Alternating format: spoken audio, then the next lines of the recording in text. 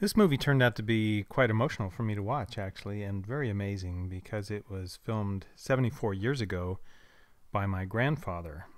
He was a good filmmaker. He shot with 16 millimeter film, which was quite advanced and high quality for the day. And he took time to edit it in his basement. And I have to tell you, seeing my mother, who was then 16 years old and beautiful and so happy, is quite a thing.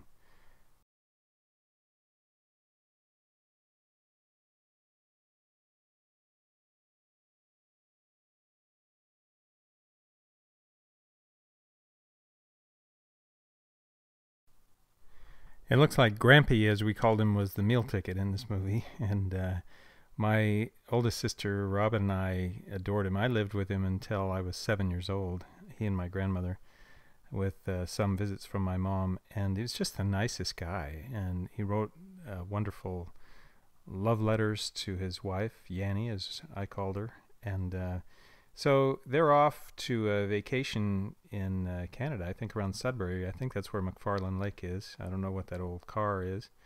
And they made up this plot about Weary Willie. I'm not sure who that is, thumbing for a ride, which you'll see here in a minute.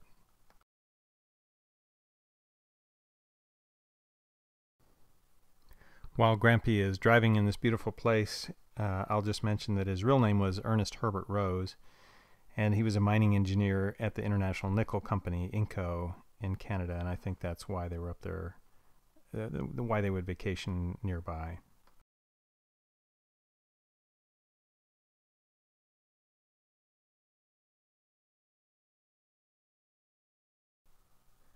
The girl you see flagging down the car is my mother, Miriam Rose, and just to her left, actually coming up behind her as they run towards the car, is my grandmother, Yanni, whose real name was Lucille Collins, and climbing in the car right now is Bee, who would have been my great-grandmother. That would be Grampy's mother, who had retired from being a telegraph operator, I think, on a railroad in New Mexico, and had gone to live with them.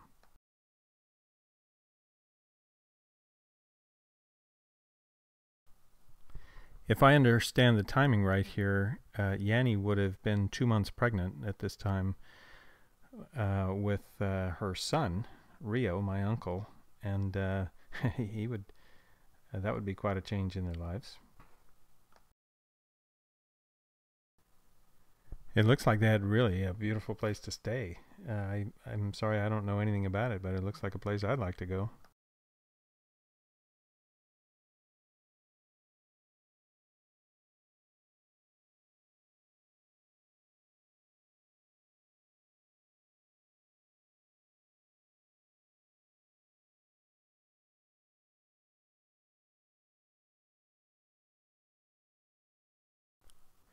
It's fun to watch Bee looking so spry, moving around so well, hopping in boats and going fishing and so on. You'll see her when she gets out of the boat and run back into the house. I remember her as quite a feisty lady, and of course, when I lived with them, she was older than this, and she was in a rocking chair a lot, and she walked with a cane. But I remember if there was something she didn't like that I did, she'd tap me with that cane. She wasn't mean by any stretch of the imagination, but she didn't like me watching too many cartoons on Saturday. I used to watch Popeye and so on, and she wanted to meter those out a little bit. And when I'd go out on Halloween and make a haul with candy in the neighborhood, she would take the candy and put it in her house or her bedroom and meter out one piece to me a day, which I didn't appreciate at the time, but I'm very happy for now.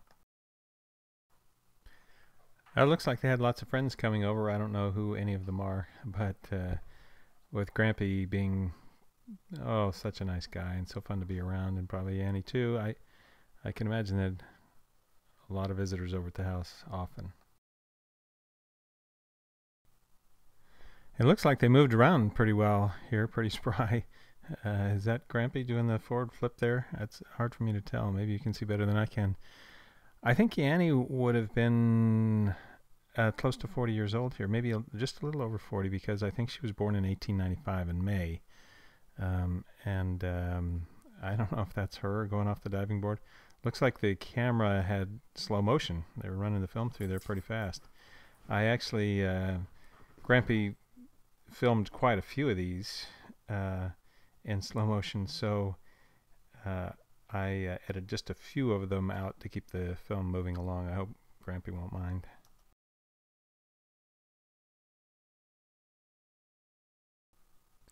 This is quite a styling backflip that Grampy's about to do. At least I'm thinking that's Grampy. It's hard for me to tell. And then we're going to see some fast springboard action coming up. And I've looked at the woman going off there. I think that's my mom. It looked to me like her. That's after the going gong you'll see in just a minute. It looked to me when they're running out of the water that was probably the bathing suit that she was wearing. I have no idea who that attractive woman is who's banging on that pan. And speaking of having no idea, I don't know who's running the camera either, because Grandpa's in this movie a lot, and somebody's running it. Speaking of clueless, I guess I ought to introduce myself. And oh, look at B go! I told you she's pretty feisty and getting around for her age. My name's Chris McCaskill. My middle name is Rose. It was my mother's maiden name.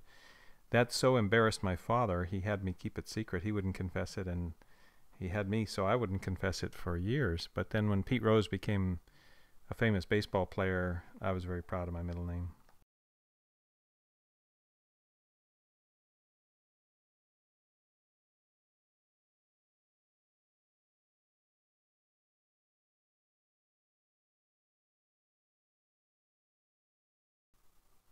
That's a great close-up of Grampy. I love seeing that. And also of Yanny, a great close-up of her as well.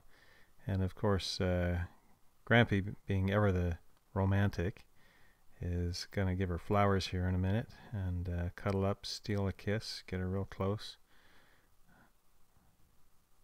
Oh, so you see, isn't that great?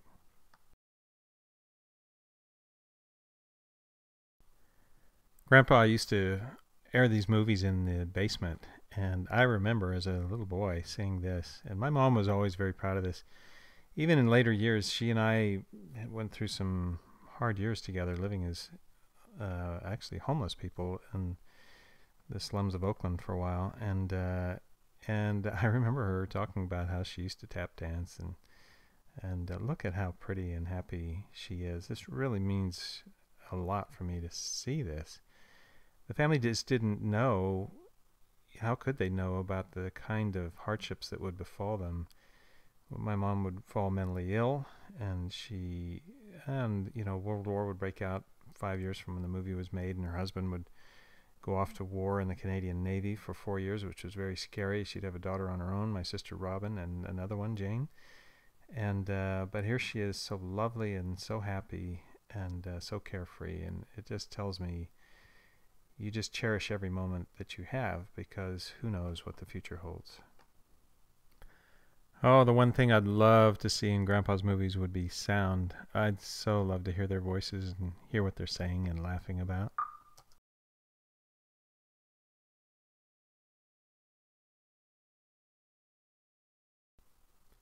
So I've broken the movie into two pieces, and this is the end of the first one.